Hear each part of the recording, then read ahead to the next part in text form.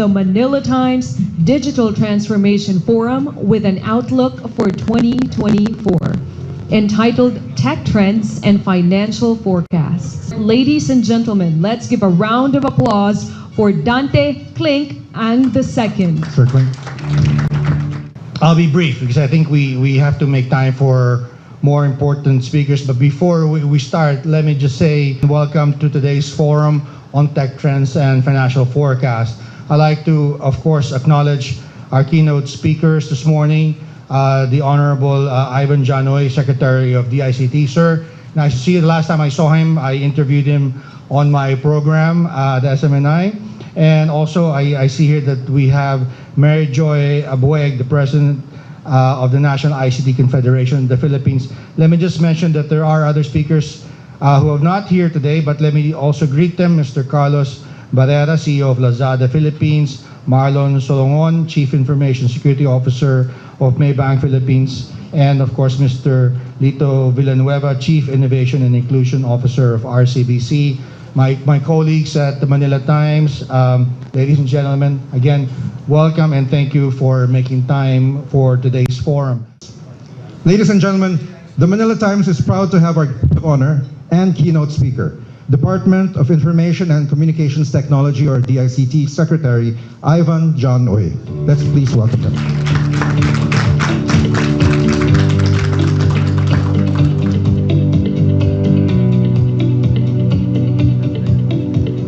Thank you very much for the kind introduction.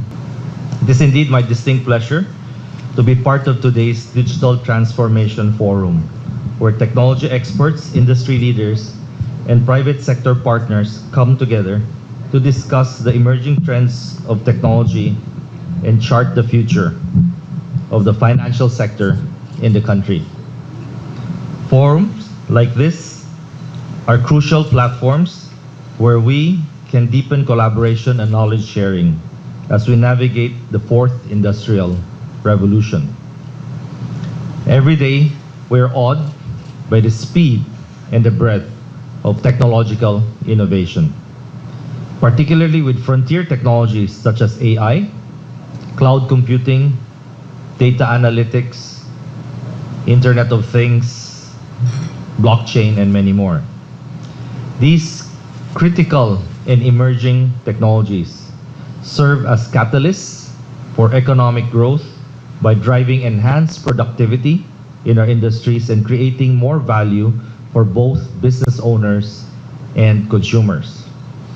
Our ability to harness these technologies and all the technological marvels that it provides will ensure the expansion of our digital economy, which in 2022 has contributed 9.4% to our gross domestic product. The E-Economy Southeast Asia 2023 report, a multi-year research program by Google, Temasek, and Bain & Company, stated that the Philippines' overall digital economy is expected to hit $35 billion by 2025. Thus, it is imperative that we embrace these innovations and ensure that Filipinos will be able to harness all its benefits. The DICT is at the forefront of rolling out initiatives to steer towards a digitally transformed and empowered Philippines. Recognizing the potential of digitalization to facilitate ease of doing business and help the government in making data-driven and science-based decisions, we recently launched, actually last June, the eGovPH app with no less than the President of the Philippines. This app brings together various national and local government services into a single sign-on, user-friendly platform, streamlining interactions with government agencies and reducing opportunities for red tape as well as corruption. As of November 24, 2023, we have already over 1 million downloads of this app, and we haven't started marketing it yet. It's just by by way of friends sharing with each other the benefits of that app.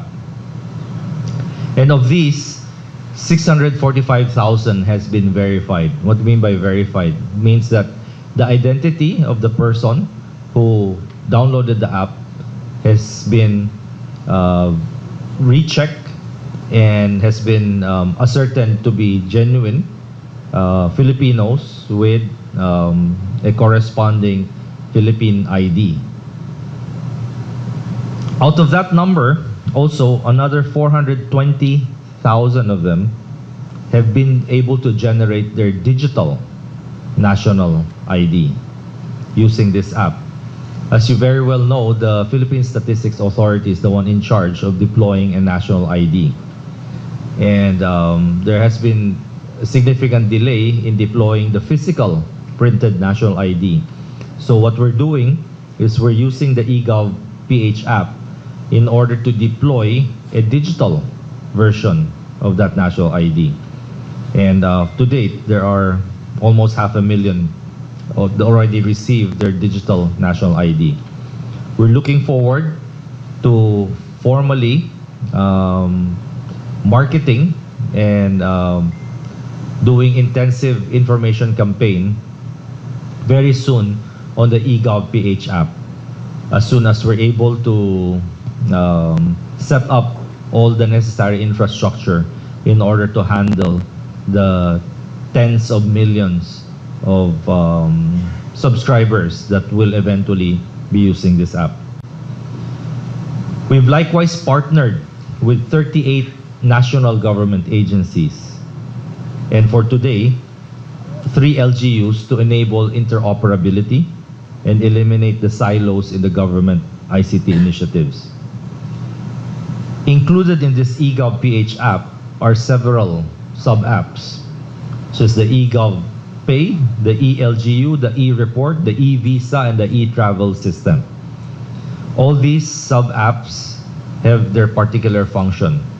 I think most of you probably experience the eTravel app whenever you travel in and out of the country. It's simplified. You don't have to fill up numerous forms repetitively. The eLGU is our program to help the local government units digitalize their different functions. And the eVisa is to simplify the application for foreigners for Philippine visas. We have recognized the limitless potential that emerging technologies can bring if used for the public good. Since then, the DICT has also collaborated with relevant stakeholders to promote the ethical and responsible use of these technologies. First, we launched the SETPH, or the Stimulating Growth of Emerging Technologies in the Philippines, to promote the country's AI and data science industry. This initiative will provide an enabling environment conducive for innovation to flourish. Additionally, partnering with the Analytics Association of the Philippines, we created the Philippine Skills Framework for Data Analytics and Artificial Intelligence.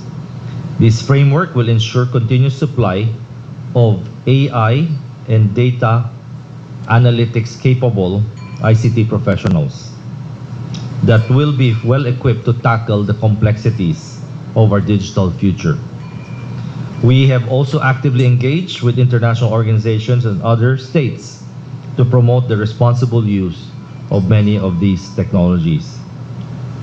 During the third ASEAN Digital Ministers meeting held last February, we led the adoption of a joint declaration that will enhance collaboration among ASEAN member states on the initiatives that will bridge the digital divide by providing technical assistance, capacity building, and accelerating digital transformation.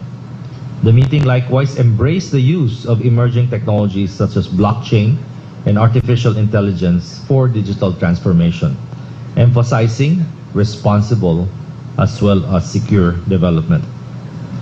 More recently, I represented the Philippines in the Pioneer AI Safety Summit, which was held in Bletchley Park, UK, last November 1.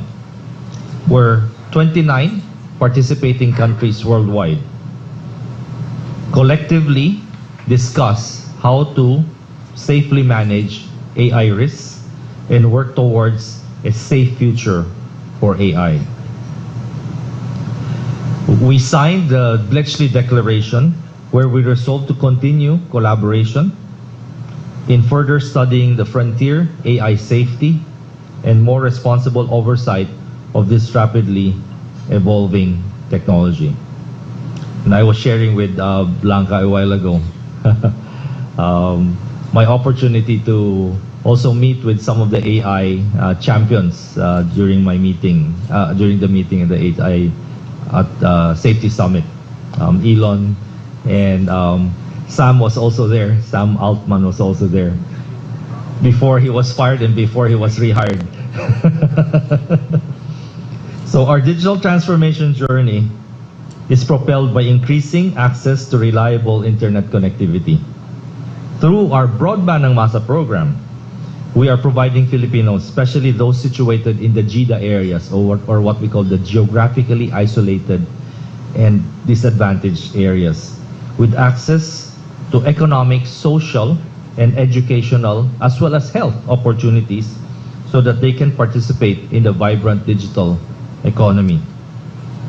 As of end November, we have already almost 10,000 access points in 4,400 locations across the 17 regions and 81 provinces plus Metro Manila, and 849 local government units across the country.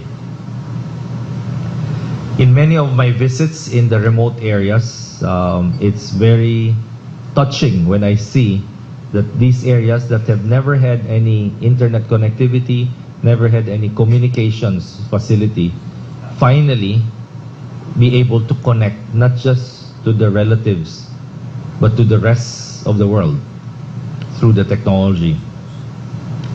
Our aggressive expansion of internet access across the country will increase the tech-savvy population of the Philippines, which will project to rise to 65 million, to 85 million actually in the next few years.